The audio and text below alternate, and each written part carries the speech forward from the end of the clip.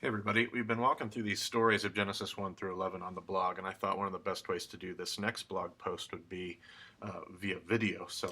I just want to take these stories and try to wrap them together and explain them visually, because I think you see things as you put these stories together from a visual perspective that you probably don't see as you're just reading through them. So as I teach the story of God's narrative to the students within my ministry, and to anybody else that we have the conversation with. Uh, I talk about the book of Genesis in the following way. Basically, Genesis 1 through 11, I call the preface. If the Bible is God's story, if the Bible is God's narrative, then the first 11 chapters of Genesis I see as the preface. It's basically the section of the story that gives us some rough details and sets the stage for the world that you're about ready to walk into. The author or authors of the Bible, however you want to look at it, of Genesis, they seem to be inviting us to see the world differently. And we'll talk about that in just a minute. So Genesis 1 through 11, I always talk about as the preface. If Genesis 1 through 11 is a preface, Genesis 12 through 50, I would talk about as the introduction. It's where we get introduced to some of the main characters. It's where the story, the stage essentially gets set. So if the story was framed in Genesis 1 through 11, the stage for this story and this narrative gets set in the introduction. And then at some point later, we'll talk more about the rest of God's narrative. But for now, I'll just sum it up by saying essentially the rest of the Bible as I see it. And I'll be anxious to unpack this more, but the rest of the Bible would be God's overarching narrative. And we'll talk later about how the theme of this narrative appears to be empire versus shalom. We go from a family of God, a family of God's people in Genesis, to the nation of God's people for the rest of the story. And it's going to be this nation that's supposed to be bringing shalom crashing into chaos. But what I want to look at today is basically these last 6 stories, which will really be 8 stories as we look at them in Genesis 1 through 11. If I were to take a graph and to diagram the 8 stories of Genesis 1 through 11, the stories would end up being as follows. Genesis 1 would end up being creation, obviously, followed by Genesis 2 and 3 would be the second story of the preface. It would be Adam and Eve and however you want to describe that, the fall. Genesis 4 would be the next story with Cain and Abel. Genesis 5 ends up being a genealogy. Actually, a couple genealogies coming in from the end of Genesis chapter 4 through Genesis 5. The next story would be Noah's Ark in Genesis 6 through the beginning of 9. Story after that would be Noah's Curse, which this is where Noah comes out of the ark and he plants the vineyard, and Ham looks upon Noah's nakedness, and Noah wakes and then ends up cursing Canaan. And so that's that story. The next story would end up being the Tower of Babel at the beginning of Genesis 11. And then finally, the last part of Genesis 11 ends up being another genealogy. So what I wanted to do is I wanted to unpack these stories and try to lay them out in front of us visually, because I think you'll see something really, really striking about Genesis 1 through 11. And I think what the author is trying to do in Genesis, especially this beginning preface section, is in my opinion, really obvious and very striking what's happening and what's taking place here. So I want to try to lay that out visually. Genesis 1, excuse me, in the creation story, if you remember the conversation we had, and I invite you to go back and read all of the blog posts if you need to catch up on any of these stories, but Genesis 1 was filled with different kinds of problems. The refrain, if you remember, evening and morning, was backwards. Logistically, some of the issues didn't work. How do we have light in day 1 without the sun, the source of that light as we understand it? In day 4, there are problems. We talked about how Genesis 1 was a chiasm. We talked about how the whole story is about God's good creation. God keeps insisting with this refrain that creation is good, creation is good, creation is good. And he invites his creation to trust that story. They're being invited to trust the reality of Genesis 1. And if they would trust that, what they'll end up doing is they'll end up joining God in his rest. Like God wants to give his creation this place of rest, this place of trust, this place of goodness. And so ultimately, if you're going to trust the story, this good story, and find that place of rest, what it's going to mean is that you know how to stop. And one of the things that we see about this God is that he knows when to stop. This God knows, as we talked about it, the God who knows when to say enough, El Shaddai. Um, this is the God that knows when to stop creating because creation is good enough. Will mankind know when to stop? That leads us into the second story, which we're really familiar with, the story of Adam and Eve. But just to visually put that story up there, this story as well had problems. Everything from a talking snake to a tree of knowledge of good and evil that really doesn't appear to be a knowledge of good and evil, to a promised death when they eat of the tree that really doesn't seem to happen. There are just that story was just full of problems that we pointed out as we looked at it. It's also a chiasm, if we remember. This theme of nakedness running throughout the story formed a chiasm mainly towards chapter 3. We have this, instead of a good story, instead of trusting God's good story, it ends up becoming a tragedy. And obviously we're well aware of that. Instead of finding a place of rest, really Adam and Eve find a place of obsession. And instead of knowing when to stop and to master their desires, to know how to trust the story, instead of stopping, in fact, they push in and they indulge. They indulge their desires. Which leads us to the next story of Genesis chapter 4. It too had problems. Why was this God going to accept one offering and not the other? And why are we not told? And what kind of a father, if he had two sons that both brought him an offering, what kind of dad would look at those and accept one but not the other, even if the quality of the one, of let's say a drawing, what kind of dad doesn't put both drawings on the fridge, to use a question and image posed by Rabbi Foreman. The chiasm here out of this whole diagram, this is the chiasm that I am the most shaky with. I'm convinced and I'm confident that there's a chiasm there. I haven't ironed out the details in a way that I can teach it really well. I'm just going to be honest about that, but I do believe that there is a chiasm in Genesis 4. It obviously ends in tragedy, the murder of Abel. And instead of Cain trusting God's story as God comes to Cain before the murder and he says, Cain, why are you angry? If you trust the story, won't you be accepted? If you do what's right, actually, is God's words. If you do what's right, won't you be accepted? So apparently, if Cain just lets this go and does the right thing, apparently all will be okay. But instead of finding that place of rest and trust, Cain becomes obsessed. And instead of stopping his desire and his emotion and his fear, Cain indulges that fear and tries to pursue his own self-provision and self-security.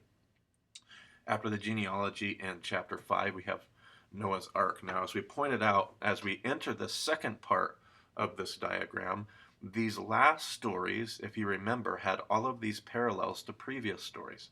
So we talked about Noah's Ark and how it had multiple parallels to the creation story of Genesis 1.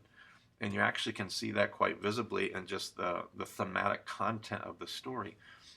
Noah's Ark had all kinds of interesting problems, from the wipeout and massacre of all of mankind, and to why does Noah get chosen? And one of the things we didn't even blog about and write about was, what are these first few verses of Genesis 6 about the sons of God sleeping with the daughters of men, and how does that play into the story? And there's just multiple questions that are brought up in Genesis 6 through 9 problems, as I call it.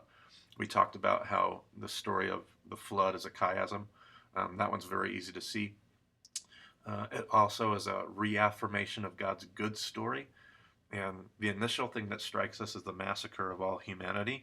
And yet, as you hold this story of the flood up against the other folk story that they are very familiar with, the Epic of Gilgamesh, and as you hear the story of Utnapishtim, and how he's trying to run away and escape an angry God, what strikes you about the story of Noah is that this God's trying to redeem all of creation.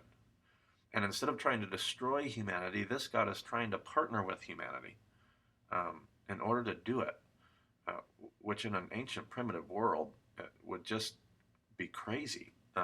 So it's an incredible story of God affirming the goodness of his creation.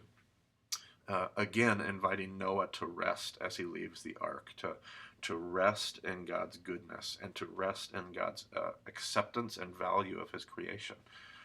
And again, this is a story about a God who knows when to stop.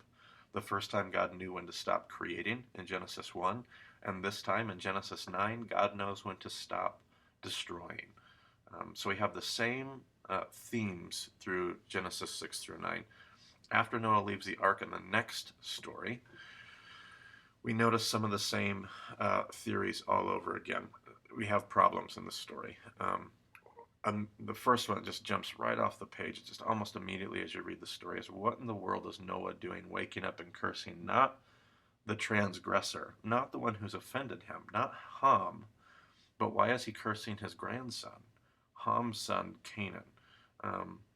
And just more stories there. Noah's curses, a chiasm, in that story. Again, we have a tragedy. It ends with a curse. It ends with the cursing of an entire lineage, an entire family line, tributary, if you will, of Noah's family. Instead of resting, again, God invites his people to rest. If Noah would just trust that God has his back, that he's already loved, he's already accepted, he already is valued. If he would trust those things, he wouldn't need to seek this revenge and curse this grandson of his. But instead, he becomes obsessed with this need for revenge and this need for vengeance and this need for retribution. And he indulges.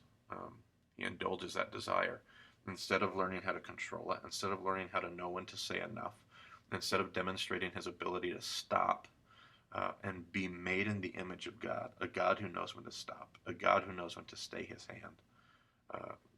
Noah instead indulges, and that story ends in tragedy as well. And then finally, and you probably are already seeing where this is headed, but we have the Tower of Babel. Also a story laden with problems. Also a chiasm, as we looked at. Also it ends in a sense of tragedy with God dispersing all of humanity. Also a story of their obsession, an obsession to make a name for themselves, an obsession to seek to be almost like their creator rather than the created. They indulge these desires. You just see this pattern developing. So as we talk about this and as we step back, one of the things that you notice, and it probably became obvious to you a while ago, maybe even very, very early as we crafted this diagram, we're noticing a pattern. And we already pointed out from a literary perspective that there are parallels between the stories. That if we look at the stories of, say, Noah's Ark and Genesis 1, creation, there were parallels. There were direct statements that link the two stories together.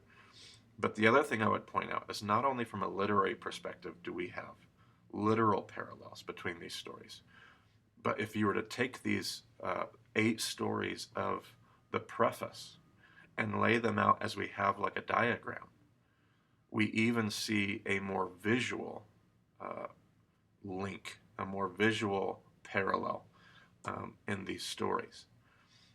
You see this pattern that begins to emerge.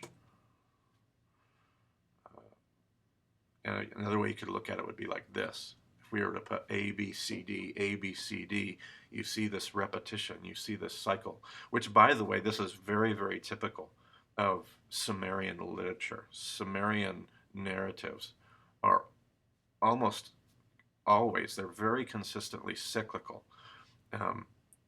Abraham and the people of God come from an ancient Sumerian culture. So this ancient Eastern world that they're from likes to tell stories in this fashion. So it's not all that surprising to see this, but one of the things that maybe if you've been following this idea of chiasm that you see, and to be honest, I had a college student in my ministry point this out to me after teaching this same diagram for a few times to college students. I actually had um, a college student, Paris Shuey, he pointed out to me this uh, day in class that this whole preface is chiastic. And at first, I didn't even, I wasn't even looking at that.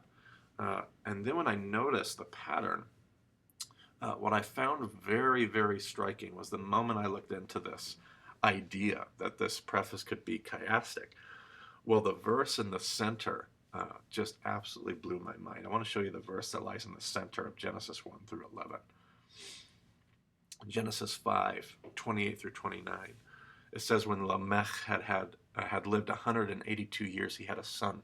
And he named the son Noah and said, he will comfort us in the labor and painful toil of our hands, caused by the grounds the Lord has cursed.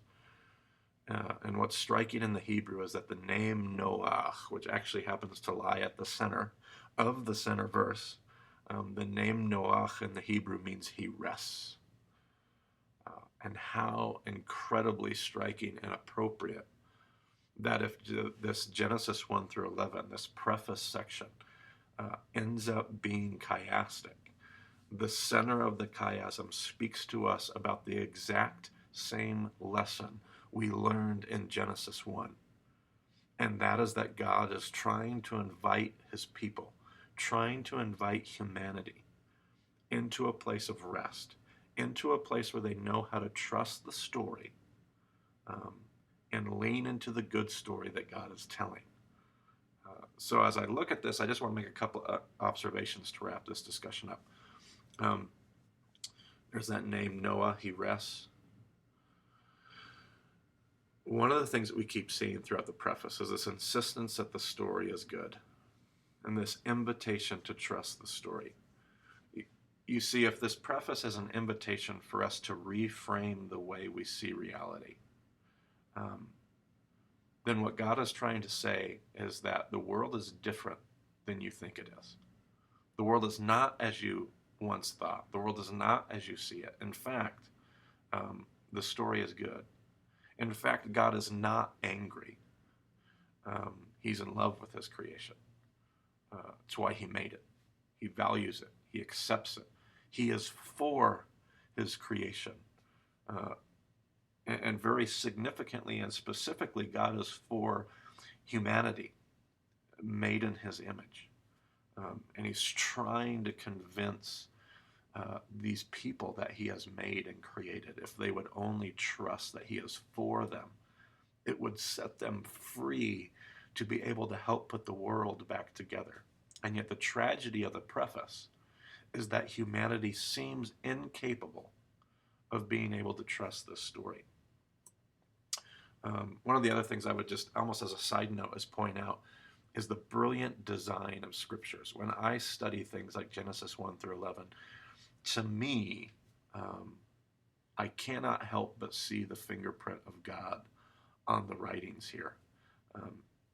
There is no way that a human being or multiple authors, especially in an ancient primitive culture, even if Genesis is written with a later date, you can go everything from document theory and all the different ideas of when it's penned. I actually take some form of progressive perspective when I look at Genesis 1 through 11 myself. I see Genesis 1 through 11 as allegorical, and yet throughout this entire thing, I cannot deny the fingerprint of God. God has to be behind the crafting of how these stories get weaved together. I'm consistently impressed by that as I study the scriptures. To quote Rob Bell, it's almost as if the author of Genesis has help. And he says that with a sense of sarcasm and wit, because it's just undeniably brilliant how these stories are woven together the way that they are. So as I look at the preface, I would say you are being invited to reframe your understanding of reality. If Genesis 1 through 11 is a preface, and if we're about ready to walk into the introduction of God's story, then this preface is inviting you to see, particularly the thing that strikes me the most, is that you are being invited to see God differently. God is not the angry gods of the epic of Gilgamesh. He's not the God that's consistently frustrated with humanity, needing to be appeased. He's not Amun-Ra of Egypt, sitting on a mound in the midst of the chaos, holding the vault, the firmament together. All of these stories that the Israelites were used to when they heard the stories of Genesis were stories of a God who was angry, a God who needed to be appeased, a God who was just full of wrath.